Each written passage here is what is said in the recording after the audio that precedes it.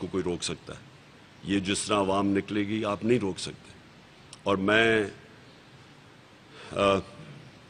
قوم کو آخر میں اپنے نوجوانوں کو کہ میں اپنے نوجوانوں کو اس لیے آخر میں یہ پیغام دیتا ہوں کہ یہ جو ملک کا مستقبل ہے یہ آپ کے ہاتھ میں ہے. یہ آپ اپنی جنگ لڑ رہے ہیں, میری جنگ نہیں, یہ ہم سب کی جنگ ہے. یہ اوپر رہ گئے, قوم کا کوئی مستقبل نہیں ہے. جو میں نبی صلی اللہ علیہ وسلم نے جب کہا کہ جو قوم طاقتور مجرموں کو نہیں پکڑ سکتی اور صرف چھوٹے مجرموں کو پکڑتی ہے وہ تباہ ہو جاتی ہے. تو دو راستے ہیں, ایک ہماری تباہی کا راستہ ہے اور ایک حقیقی آزادی کا راستہ ہے. حقیقی آزادی کے لیے ہر قربانی دینے کے لیے سب شہریوں کو تیار ہونا چاہیے. میں انشاءاللہ کل نکلوں گا پختونخوا سے اور یہ پاکستان کا تاریخ کا سب سے بڑا قافلہ لے کے نکلوں گا, اور کوئی بھی روکنا چاہے ہمیں تو وہ روک کے دکھا دے, کیونکہ کوئی نہیں اس کو روک سکتا. عوام کے سمندر کو کوئی نہیں روک سکتا. نہ اتنی پولیس ہے یہاں, نہ یہاں کوئی رینجرز ہیں روکنے کے لیے. اور نیوٹرلز کو پھر بھی کہ نیوٹرلز آپ کے اوپر بھی ساری قوم دیکھ رہی ہے اور آپ کے اوپر بھی ججمنٹ پاس ہوگی. ایک تو جس طرح آپ کی آزادی تحریک شروع ہو رہی ہے تو چینلز پہ تو ہم بھی آ رہے ہیں, AY نیوز کو بھی پنجاب میں بند کر دیا گیا ہے اور کیسز بھی بنائے جا رہے ہیں. ساتھ ہی دوسرا یہ پوچھنا چاہ رہا ہوں کہ یہ موجودہ حکومت جس طریقے سے عدلیہ کے فیصلے ہیں کہ کسی قسم کی بھی آپ سیاسی سرگرمی کو نہیں روک سکتے, سوچ یہ کہہ رہی ہے کہ ہم نیوٹرل رہیں, تو یہ جس طریقے سے اقدامات اٹھائے جا رہے ہیں تو کیا آپ نہیں سمجھتے کہ یہ حکومت خود ہی جو ادارے ہیں ان کو متنازع بنانا چاہ رہے ہیں اور فوج کو بھی طرف کیا جا رہا ہے تاکہ وہ عوام کے سامنے کھڑے ہو جائیں, اور جس طریقے سے یہ چادر اٹھانے والی کے تقدس کو پامال جس طریقے سے کیا جا رہا ہے اور مشرق کا مزور استعمال کیا جا رہا ہے بغیر کسی معائنہ کے, بغیر کسی FIRs کے, تو یہ کس طریقے سے اشتعال ڈالنے کے لیے کوشش کی جا رہی ہے. آپ کو اس میں اس سے مزید افراتفری پیدا ہوگی. دیکھیں میں پھر سے پہلے جو کہہ بیٹھا ہوں کہ جب آپ نے پاکستان کی جمہوریت کو, جو ہمارا حق ہے, ہم کوئی ایسی غیر قانونی چیز ہم نے نہیں کی. یا تو میں کہوں نا کہ میں جا کے اسلام آباد میں توڑ پھوڑ کروں گا, انتشار کروں گا. ہمارا تو شروع سے ہے کہ پرامن احتجاج ہمارا رائٹ ہے, اور وہ بھی رائٹ ان چوروں کے خلاف. تو یہ جو کر رہے ہیں, میں پوچھتا ہوں ان سے کہ ہمارے دور میں جب انہوں نے کہا جی بڑی میڈیا کے اوپر کچھ پابندیاں لگائی ہیں, سوائے فیک نیوز کے اوپر اور جو پروپیگنڈا تھا جو ہمارے خلاف غلط چیزیں کرتے تھے, اس کے علاوہ ہم نے تو کبھی میڈیا کو کچھ کہا ہی نہیں. یہ جو میڈیا کو کر رہے ہیں ان کا جو رائٹ ہے کور کرنے کا, اور خاص طور پہ ARY کے اوپر جو کریک ڈاؤن کر رہے ہیں, یہ صرف میڈیا کی آواز بند کرنے کے لیے کر رہے ہیں, اور جو باقی میڈیا جو ان کے ساتھ چل رہا ہے اس کو صرف اجازت دے رہے ہیں. اور یہ بالکل قانون کے خلاف ہے. میں نے جس طرح آپ کو کہا کہ پاکستان کی جو عدلیہ ہے اس کا بھی آج امتحان ہے. کیا وہ پاکستان کی جمہوریت کو ڈیفینڈ کرے گی یا نہیں کرے گی؟ کیا وہ اس کی حفاظت کرے گی یا نہیں کرے گی؟ اور جو یہ آپ نے بات بالکل ٹھیک کی, بدقسمتی سے جو یہ غلط کام کر رہے ہیں اور یہ جو فیشسٹ اور یہ جو ان ڈیموکریٹک کام کر رہے ہیں, بدقسمتی سے اس کا عوام, اس کو ہماری جو ادارہ ہے, ہماری جو فوج کا ادارہ ہے, اس کے اوپر بھی وہ عوام اس کا نظرہ گر رہا ہے. عوام کا غصہ اس طرف بھی جا رہا ہے, یہ اس کو بھی متنازع کر رہے ہیں.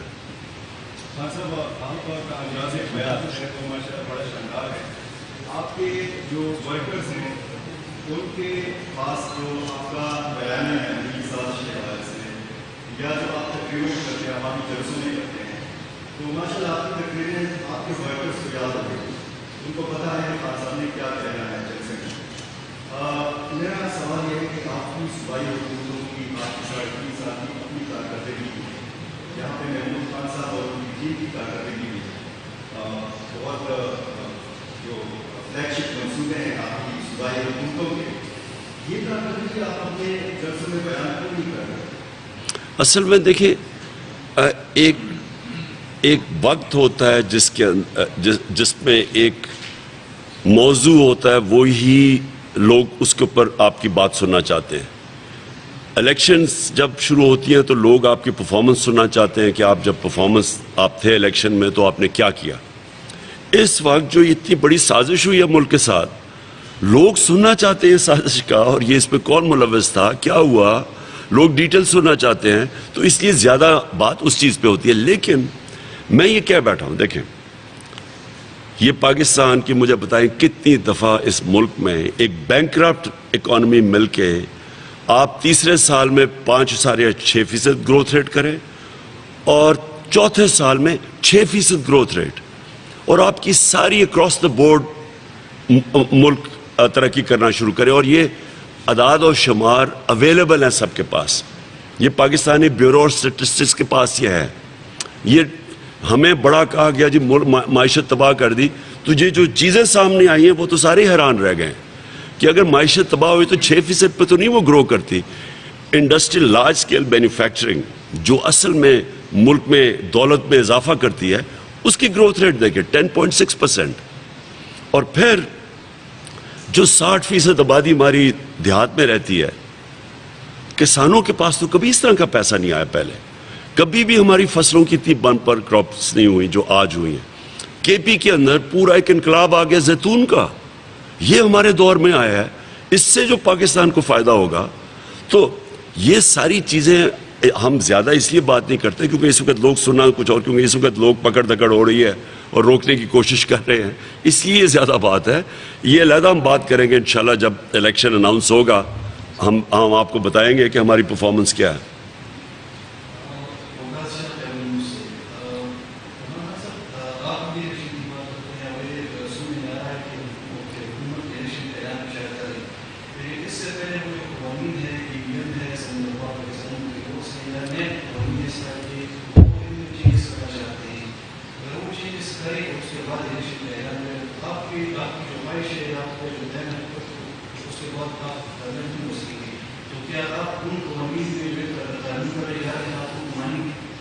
دیکھیں اب یہ حکومت ان سے سنبھالا جا نہیں رہا, سب کو پتا کہ سنبھالا نہیں جا رہا. بھاگے پھر رہے ہیں آئی ایم ایف کے پاس, میسج پہنچا رہے ہیں امریکنوں کو کہ خدا کے واسطے ہمیں پیسہ دے دو نہیں تو عمران خان واپس آ جائے گا. ان کے پاس تو اور کوئی اب تو یہ واضح ہو گیا نا کہ ان کا تجربہ صرف کرپشن میں تھا, اکانومی چلانے میں تو ان کا تجربہ نہیں تھا. کیونکہ 6% گروتھ ریٹ سے آپ کے سامنے اگلے یہ 2 مہینے کے اندر کدھر پہنچ گیا پاکستان. تو ان کا آنے کا مقصد ہی ایک تھا, شہباز شریف کو اور اس کے بیٹے کو سزا ہونے والی تھی ایف آئی اے میں. پہلے یہ کھینچتے گئے اور یہ بھی سازش کے تحت ان کے کیس سنے نہیں گئے, نہیں تو سال پہلے اس کو سزا ہو جانی چاہیے تھی. 24 ارب روپے جس میں 16 ارب روپے ان کے نوکروں کے نام پہ آئے جس میں مقصود چپڑاسی, اس میں کیا چیز ہے؟ یہ تو سیدھی سیدھی سزا تھی. ان کے کیس ہی نہیں لگتے تھے, بینچ ٹوٹ جاتا تھا, یہ ایک مہینے کی ڈیٹس مل جاتی تھی. اس کو بچایا گیا ہے. اور یہ آیا آتے ساتھ اس نے کیا کیا, ایف آئی اے کے اندر سارے چینجز کر دیے, اور ایف آئی اے میں چینجز کر کے اس کے سب سے مقصد یہ ہے کہ اپنے کیسز ختم کرے. بالکل زرداری نے یہ کیا تھا. جب اس کا $60 ملین سوئٹزرلینڈ میں پکڑا گیا, مشرف نے این آر او دے دیا, اس نے وہاں بھیجا ایمبیسڈر شمس الحسن کو, اس نے سوئٹزرلینڈ میں جا کے وہ سارے ڈبے پورے کیسز کے اٹھا کے اور وہ ختم کر دیے. جس طرح ان کی ایل ڈی اے میں چوری پکڑی جاتی تھی تو سارے آگ لگ جاتی تھی وہاں. اب ان کی پہلی کوشش یہ ہے کہ ان کے کیسز ختم ہوں. ایف آئی اے تو ملک کا تو ان کو نہ سنبھالا, پہلے انہوں نے سنبھالا تھا نہ اب سنبھالا جائے گا, کیونکہ 99 میں بھی بینکرپٹ ملک چھوڑ کے گئے تھے, 2018 میں بھی چھوڑ کے گئے. ان کی کوشش ہے نمبر 1 نیب ختم کریں, ایف آئی اے میں اپنے کیسز ختم کریں اپنے لوگ پلانٹ کر کے. اس کے بعد اوورسیز پاکستانی کی ووٹنگ روکیں. وہ لوگ جو کہ $31 ارب پاکستان بھیجتے ہیں, یہ چاہتے نہیں ہیں کہ ان کی ووٹ ہو, ان کی ختم کریں. ای وی ایم مشین سے انہوں نے جتنی جعلی ووٹس بنائی ہیں وہ ختم ہو جاتی ہیں, وہ یہ ای وی ایم مشین پہ نہیں الیکشن ہونے دیں گے.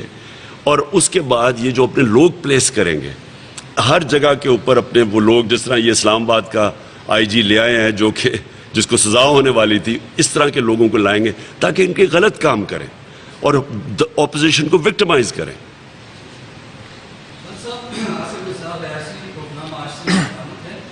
سوال میرا یہ ہے کہ جو لانگ مارچ کا اعلان کیا گیا ہے اس وقت اتحادی جماعتیں کہاں ہیں؟ ساتھ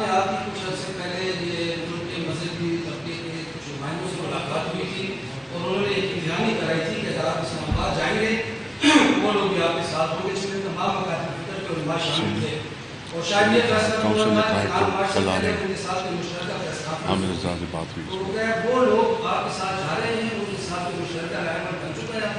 देखिए, मैं फिर से रिपीट कर रहा हूँ कि मेरी तो दावत पाकिस्तानियों को है, और मुझे बड़ी खुशी है कि कई ग्रुप्स ने अनाउंस किया कि वो हमारे साथ निकलेंगे। लेकिन मैं इस वक्त पाकिस्तानियों को अपील कर रहा हूँ, ये मसला तहरीक इंसाफ का नहीं है, ये पाकिस्तान का मसला है। ये चोर रह जाते हैं, ये अमेरिका के ग़ुलाम रह जाते हैं, उनका कोई मुस्तकबिल नहीं है। इसलिए हर पाकिस्तानी को मैं दावत दे रहा हूँ। मुझे अफसोस ये जिन्होंने जो घरों में जाके ख्वातीन को थोड़ा हरासा किया है, क्योंकि इनको ये खौफ था कि कल बहुत ज़्यादा तादाद में ख्वातीन भी निकल रही हैं, वो भी जिस तरह तहरीक पाकिस्तान में उन्होंने शिरकत की थी, वो इसमें भी पूरा शिरकत कर रहे हैं।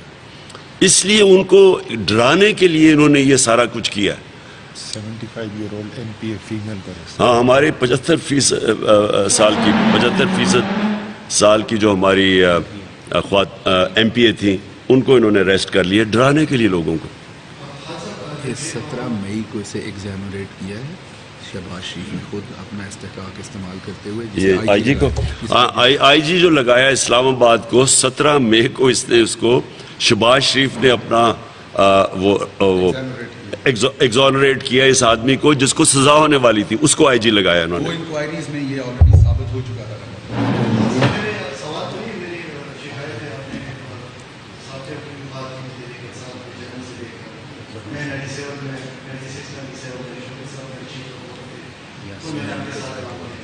पूरे मीडिया का रोल रहा तहरीक इंसाफ में, लेकिन आज अफसोस से कहना पड़ता है सिर्फ आप गैर वाई को छोड़ते हैं, हमारी बेसिक चीज़ हमारे साथ ही बाहर खड़े होते हैं, वो लोग जो शायद अच्छे लगते हैं उनको छोड़ते हैं। तो ये मेरी शिकायत है, ये सवाल भी नहीं है, मतलब ये उन लोगों के साथ ज्यादा है जो आपके धरने भी बहुत करते हैं, माल भी भेज दिखाते हैं, वो सिर्फ एक वाई को इजाज़त देते हैं और बाकी लोग जो है मेरी अर्ज़ सुन लें। देखें, प्रॉब्लम ये है कि छोटी सी जगह यहाँ सारी DSNGs बुला के, और सिक्योरिटी कंसर्न्स भी हमें इस वक्त, तो इसलिए हम एक को बुलाते हैं। और ARY को हम इसलिए कर रहे हैं क्योंकि उसको उन्होंने सिंगल आउट किया हुआ है। ARY की कवरेज बंद की हुई है, यानी आप आज मैं देख रहा हूँ कि उनकी कई एरियाज़ के अंदर आप कवरेज रोक दी है। तो इसलिए हम कर रहे हैं, हम बताने के लिए कि देखिए, हम अगर नहीं खड़े होंगे इन लोगों के साथ, कौन खड़ा होगा? तो इसलिए सिर्फ है। फीड, एक मिनट, फीड सबको मिल रही है इसकी, सबको फीड मिल रही है इसकी कैमरे जी।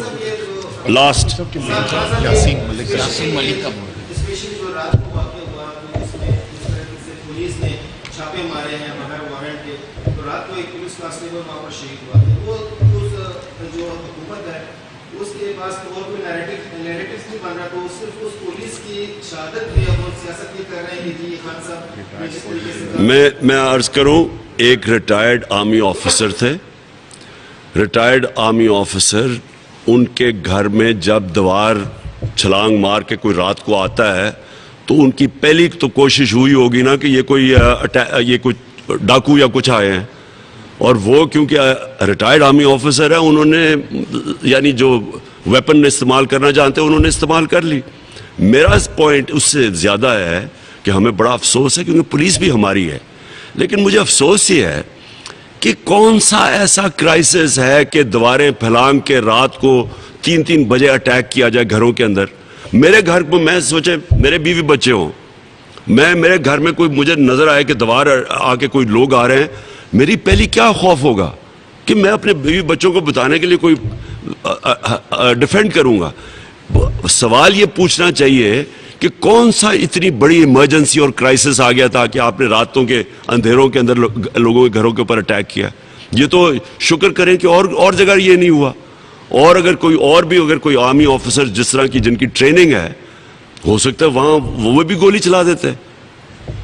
Okay ji, thank you. Oh sorry, मैं एक आखिरी